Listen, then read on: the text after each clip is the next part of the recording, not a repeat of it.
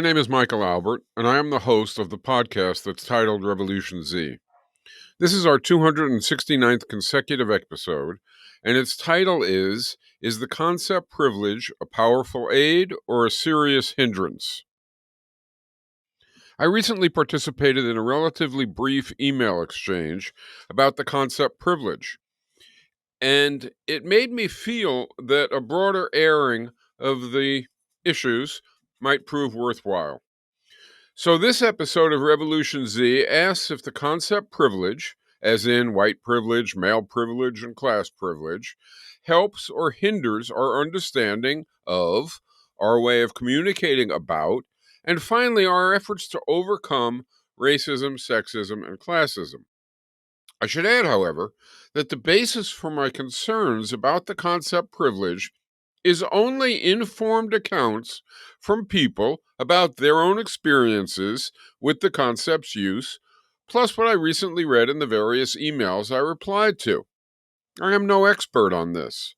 So why do I worry that the practical use of the concept privilege often has harmful, albeit unintended, consequences, which, if true, we ought to avoid? A concept should demarcate things, relations with a name to draw attention to and facilitate clear communication about that thing. In that light, it seems to me to activists who want to understand the world, to change it, the word privilege should point us to phenomena that need our attention in a way that lets us discuss those phenomena without confusion. In this case, the phenomena that need attention are presumably oppressive differences in situations, access, possessions, options, etc., from one constituency to another. So we want a word that usefully directs us to such differences. Additionally, the word we choose should help us answer why such differences persist, what structures enforce them, why people resist, support, or ignore those structures, and what to do about the oppressive differences in our conditions. For example, should those who have the better condition lose it? Or should those who have the worse conditions gain the better? Should the structures that enforce such differences be replaced? And if so, with what? And how can movement activists most usefully work toward the sought ends by constructively addressing those who enjoy positive or who suffer harmful conditions? Okay, what differences do the phrases white privilege, male privilege, or class privilege highlight? And how does calling those differences privileges enhance our efforts to address them in ways that further prospects for change?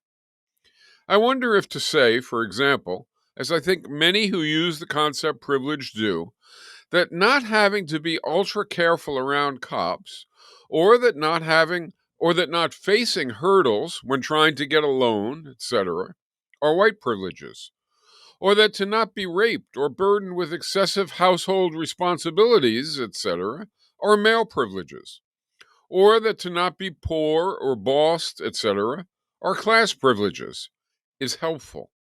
And I wonder if these uses imply to many who hear the word privilege, even when it is not the intention of using the word, that these differences should not exist by way of no one having the better condition rather than by way of no one suffering the worse condition. That is, I wonder how often the word privilege is heard to mean that those who have the better condition should lose it or give it up, and not that everyone should gain the better condition by no one being denied it. If a white listener, for example, hears that they should give up their white privilege, what do they think that means? Is it sometimes that they too should fear cops and they too should be denied loans, rather than that those who do fear cops and who do get denied loans escape those conditions? If so, that's pretty weird. I presume that no one says that per se, but do people nonetheless often hear that? To calls to shed white skin privilege and to shed male privilege or class privilege, seemingly a personal, individual step, sometimes crowd out calls to replace institutions that impose race and gender oppression. I assume the intent of the word privilege is, instead, to highlight and give attention to the dynamics that cause white people and males and members of dominant classes who are not overtly raceless or overtly misogynist or overtly classist, and who even feel themselves to be anti-racist, feminist, and in favor of classlessness, to nonetheless not perceive all the ways these oppressions manifest and even affect their own behaviors and beliefs. Yet, despite that intent, does the current uses have some harmful effects rather than always highlighting what needs highlighting in a way that facilitates usefully addressing what needs correction? Even for simple acknowledgement of difference, is telling someone to give up their white or male privilege the best way to get them to acknowledge that those who suffer racism and sexism are denied all sorts of things that those who do not suffer racism and sexism enjoy? And in any event, what should the privilege give up to give up privilege? Does looking for and calling out privilege orient activists to see what needs seeing? Yes, we all have baggage, but don't most people already realize there are large unjust differences in circumstances? Or perhaps know there are unjust differences in circumstances, but feel hopeless about personally affecting them? Or perhaps know there are the differences, but say they are deserved? It may be that I don't know what the word privilege refers to, but do those told they have privilege know? Is something called a privilege if one has it but others do not? Or one step better, if some constituency systematically has something but another constituency systematically does not have it? In either case, though, isn't the thing that most needs to be conveyed, and that often isn't conveyed by talking about an individual's privilege, what some don't have that all should have, why that is, and especially how to seek better? If I have a job and you don't, is that me having a privilege? Why is it advisable to use the term white privilege, say, as a way to get white folks to see unwarranted oppressive differences, when using the concept also gets some folks to feel that they are being told they shouldn't have these, quote, privileges, end quote, which in fact all should have? Or more so, that the problem is mainly personal attitudes, behaviors, not institutional pressures that bring those about. Should unionized workers not strike for still more income while they also try to advance all their coworkers and even all other workers, and ideally everyone suffering any oppressive denial? Because for the unionized workers to get more would lead them with still more privilege. I assume those who use the concept privilege don't mean that, but does what they mean do get across? And does it focus on all that needs attention? If we say racism crushes possibilities for some people, so we should all fight it, including our not being racist, why isn't that better than to say, or even just to seem to say, hey, whites, you need to give up your white privilege of feeling safe on the street so you can usefully understand racism, much less usefully help get rid of racism? Is the intended meaning clear, given that much of the stuff called privilege is stuff everyone should have, not stuff no one should have? Does calling out privilege work as a tactic to reduce oppression? Does it point to oppressive structures, build solidarity? One part of choosing words we use is, of course, that when carefully considered, when put in context, and when heard as intended, they are accurate. But another part of choosing words is that when people hear them, in fact, they hear what we actually intended to communicate.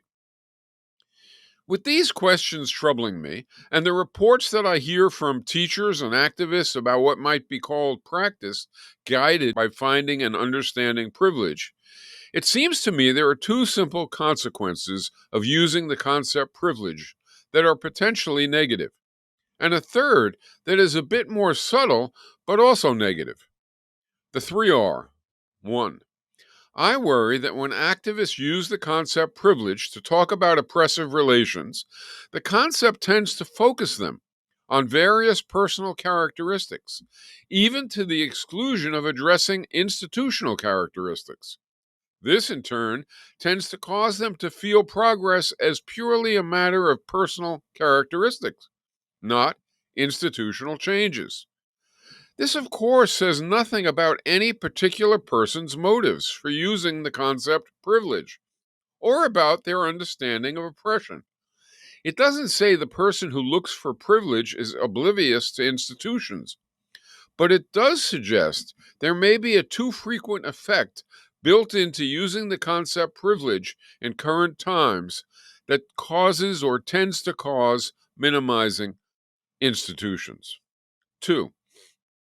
Despite the good intentions of people who use the concept, I also worry that many who are told that they have male privilege, white privilege, or class privilege feel that it means they have something that no one ought to have, and that because of that, regardless of their actions and beliefs, they are an active supporter of racism, sexism, or classism, which they believe to be false.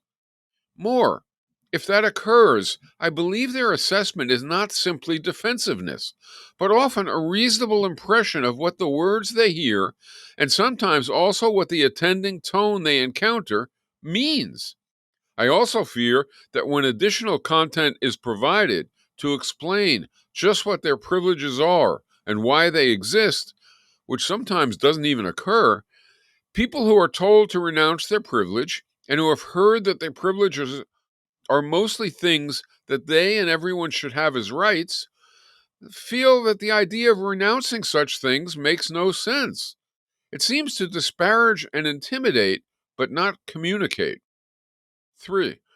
I also worry that knowing that defensiveness is a possibility, which of course it is, and also feeling a high priority to find and call out privilege, and then to also resist what seems to be defense of privilege, too many people react to another person who disagrees with their views about something, for example, about the usefulness of the concept privilege, by assuming that the reason the person disagrees is not that the dissenter has honest concerns, but is because he or she is defending privilege, or at best manifesting biases that derive from privilege.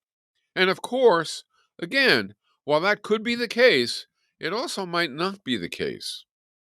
So, in light of the three possible debits, I wonder what people think is the gain of using the word privilege and talking about renouncing one's own privilege if it doesn't communicate what they mean it to communicate.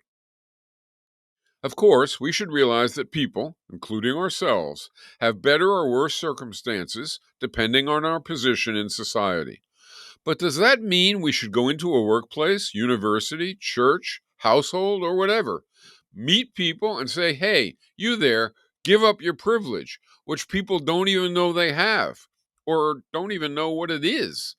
Or does it mean we should instead say, hey, we need a workplace, university, church, household, or whatever, where everyone has the following positive conditions, and then move on to say that to achieve that, we need to counter and replace sexist, racist, and classist institutions, habits, and biases.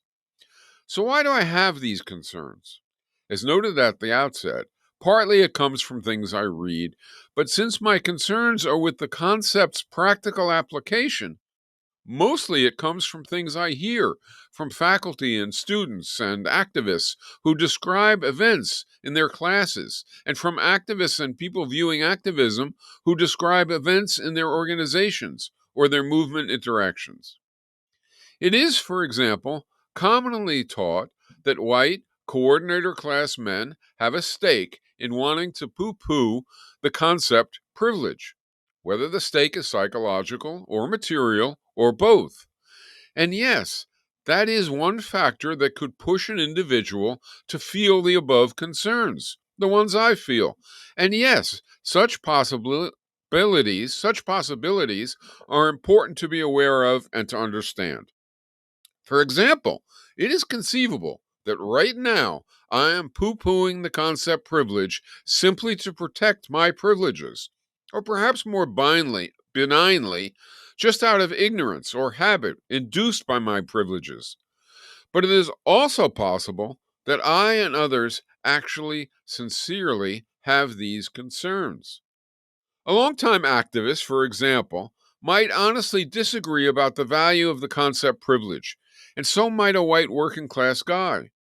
Each not due to racist, sexist, or classist defensiveness, habits, or beliefs, but simply because they sincerely think that when someone tells another person that he or she is privileged and that he or she ought to renounce their privilege, it tends to have avoidable negative consequences. They think as an alternative, shouldn't we not jump to the conclusion that defensiveness is at work when someone disagrees with us? They think, shouldn't we instead consider the disagreement sincere? Shouldn't we carefully consider the substance of the person's words and not just assume their words are mere defensiveness and thus without substance? Suppose a critic of the usefulness of the concept privilege doesn't have a lifetime of practice that suggests there just might be substantive reasons, and not only or even mainly defensiveness or a narrowness of perspective at work. Still, even if there is no prior positive history at all, shouldn't we carefully consider the person's concerns and not dismiss them simply because the person is male or white or coordinator? Does looking for personal privilege and personal defense of privilege promote listening carefully, or does it promote dismissiveness? For that matter, doesn't to communicate and get positive results, even when it is the case that defensiveness, bias, or ignorance are at play, depend not only on one's own understanding being correct, and not only on the intended meaning of words being worthy and applicable, but also on whether one is getting across what one intends to convey to the conversational partner, and as well to those hearing the exchange from outside. If the three debits I have mentioned do often occur, then even though they occur against the intentions of practitioners, shouldn't we try to accomplish the valuable aims of people who use the concept privilege, but without suffering the above debits of using the concept privilege? In the email exchange I was party to, it was suggested that trying to find good, effective ways to communicate to people who you have differences with is, of course, valid and important. But an added suggestion was that in trying to find a better way to communicate about oppression, first you have to acknowledge that the concept privilege is useful. And to do this, you have to acknowledge that our positionality, our place in society, informs how we think. In part, this seems a little strange to me. If one wants to usefully question the wisdom of using the concept privilege, first one needs to acknowledge that the concept is useful.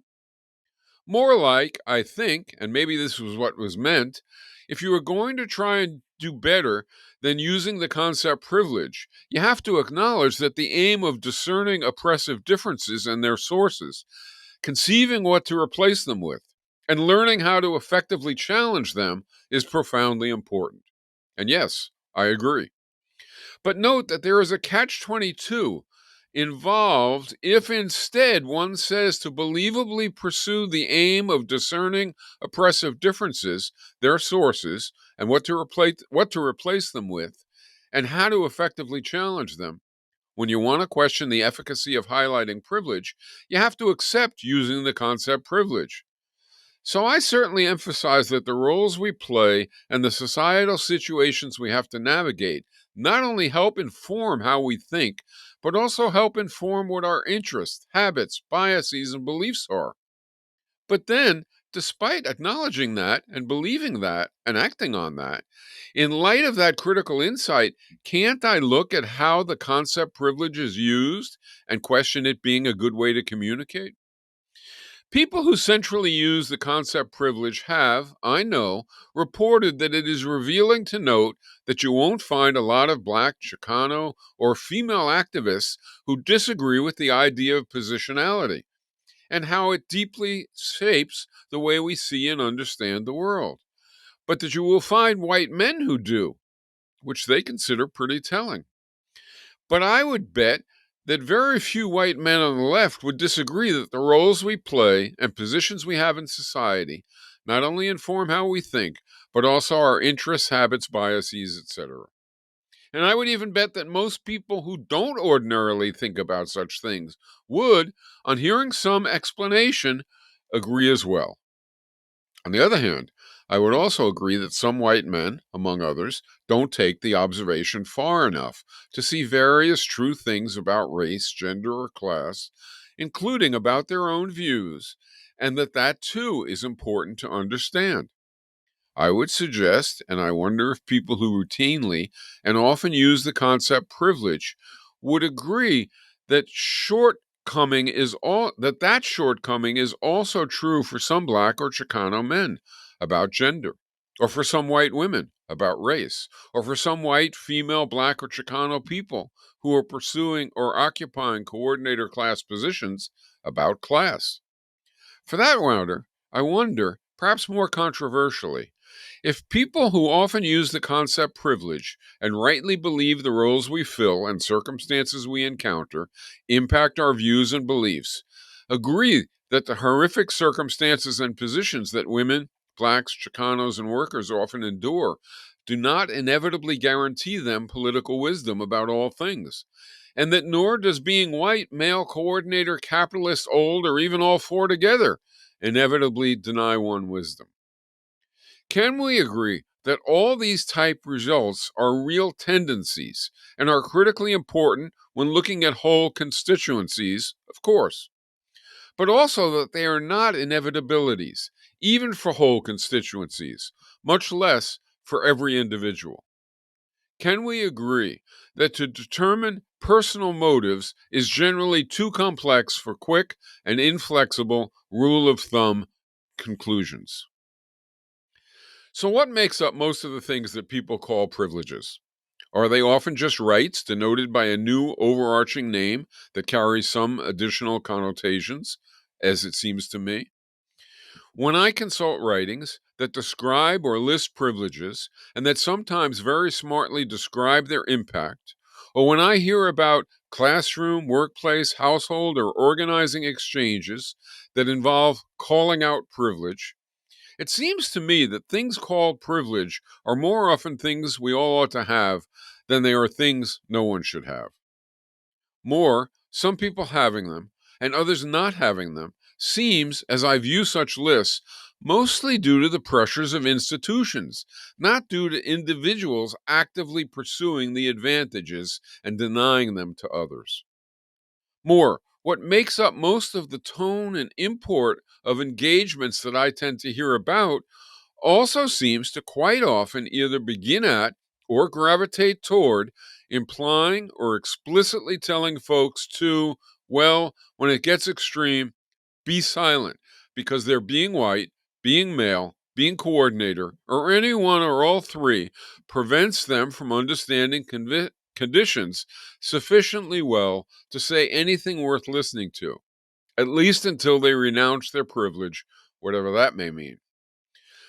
To report in response that not every advocate of using the concept privileges uses it to quiet people, or even that most advocates of using the concept don't desire that, is nice to hear, and I assume it's true, but I am not concerned about the best use of this concept, nor even about its empirical claims, nor about people's intents when they use it. I am critical instead of how the concept's use plays out in practical situation.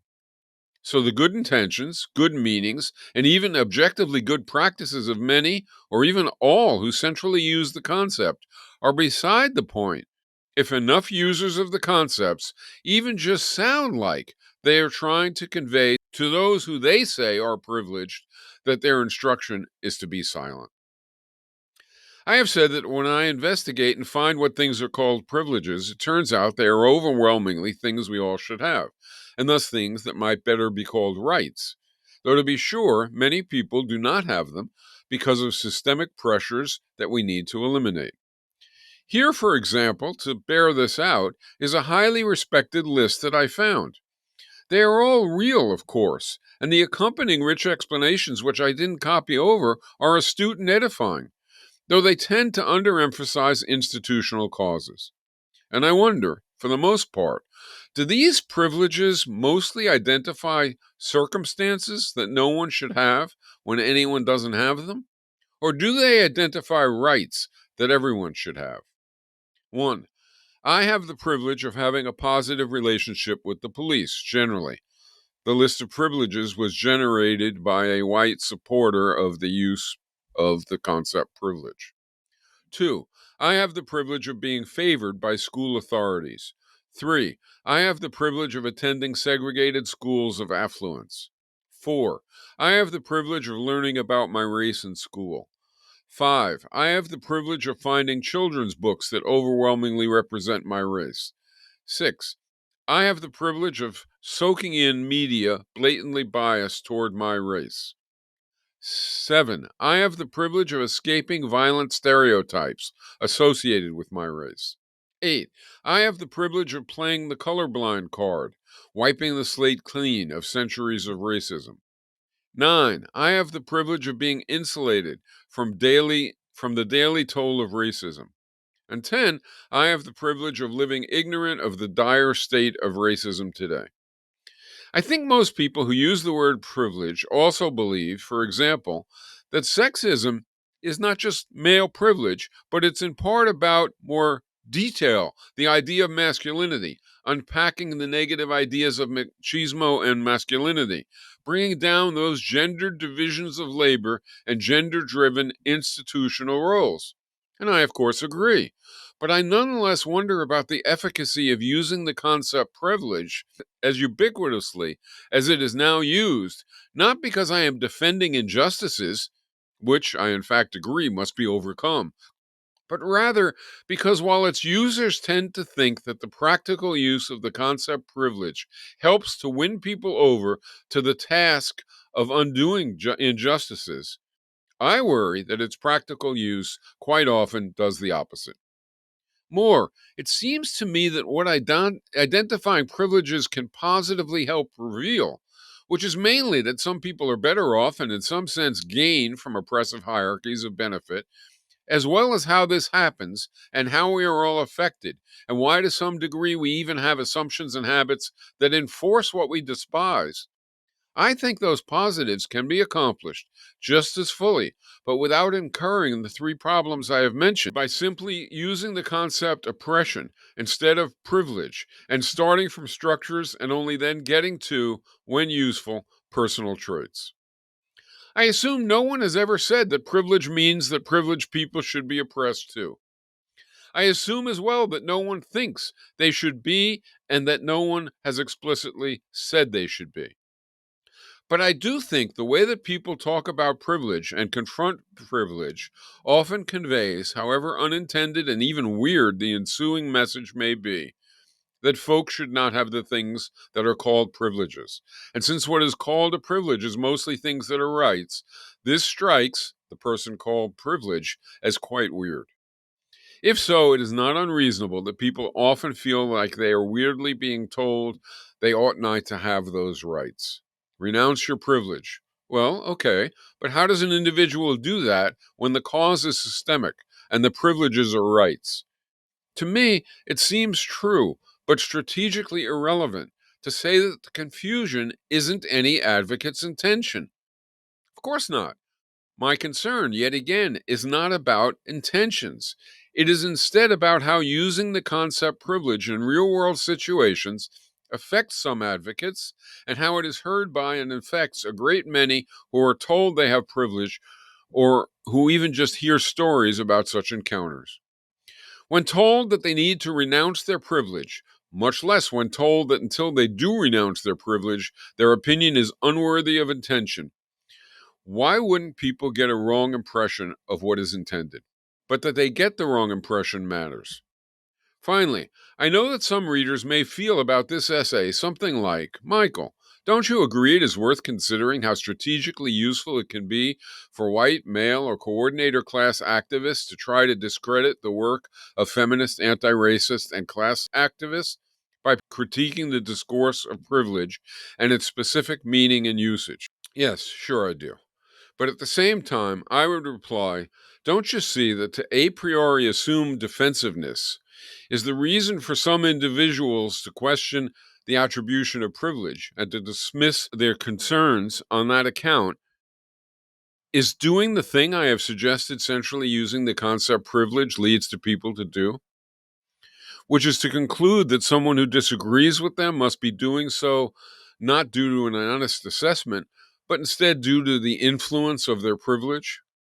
More specifically, isn't to suggest that questioning the use of the concept privilege occurs because it is strategically useful to discredit the work of feminists and anti-racist activists, the kind of unwarranted leap I am saying using the concept privilege tends to lead to.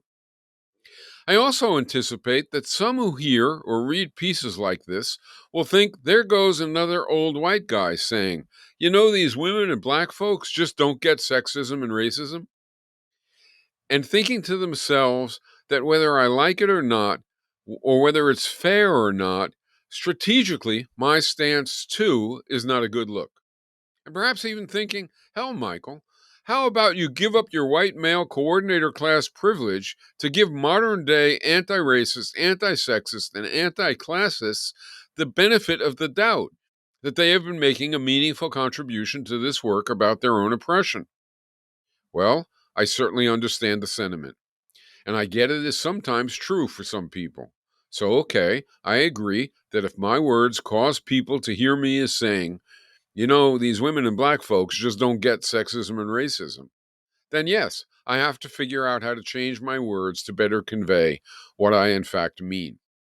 And of course, I think that for women and blacks and other oppressed constituencies to uncover the mainly institutional, but also interpersonal circumstances and dynamics of their oppressions, and to envision what should exist instead, and to explore how we should reach what should exist, are incomparably valuable things to do.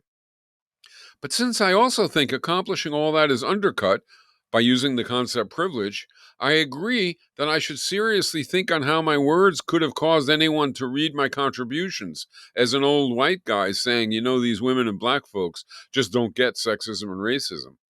But at the same time, I would feel remiss if I didn't suggest there is another possible cause for why someone might draw such a harsh conclusion from my words.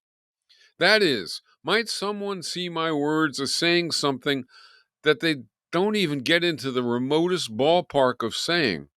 Because emphasizing privilege, looking for privilege, excavating privilege, and trying to undo privilege has a tendency to too often abet and certainly not prevent a general tendency to assume that the reason a person disagrees about privilege is not that the dissenter honestly differs, but because the dissenter is defending privilege or manifesting biases that derive from privilege, perhaps even to strategically discredit the work of feminists and anti-racist activists, and that therefore there is no need to consider said person's concern.